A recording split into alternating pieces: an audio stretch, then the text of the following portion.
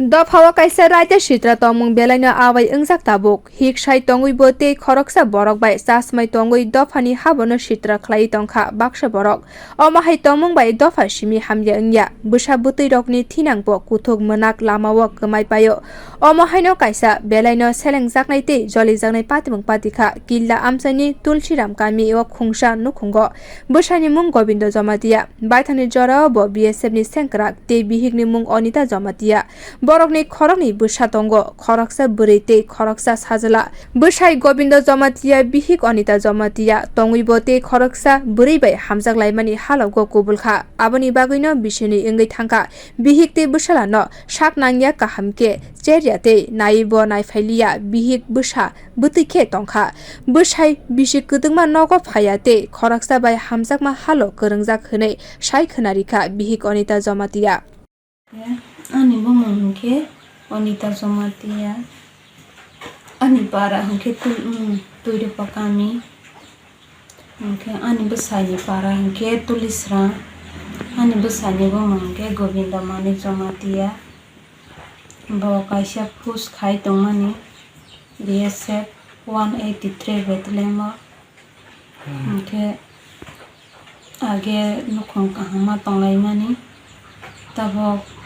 ani nukhungo belai khe jungjal phaiyo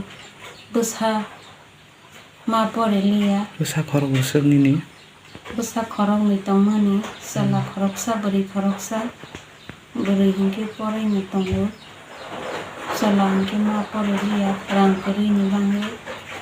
ani bwsai ano rang rok chalokliya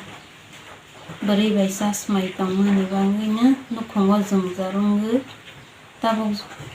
ettega phano ano chalokliya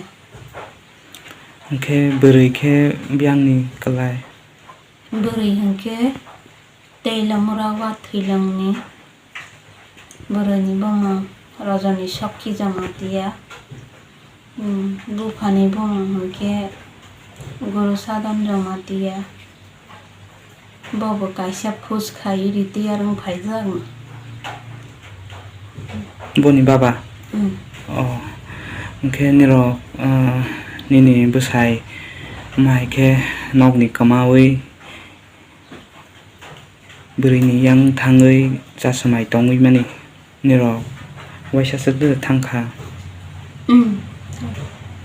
poila wa thangha thangwi borokni nogono wa thilang kami ono thangwi bosnai lekha ani jaiti gosti ani bai kumui ani mama ke thangwi no borok bai bosungwi phoro borok go sejak sung kateronai yakaronai mobile bo tuiroya hisab borok haifano borok tabuk jora borokni bwsano phwrwngya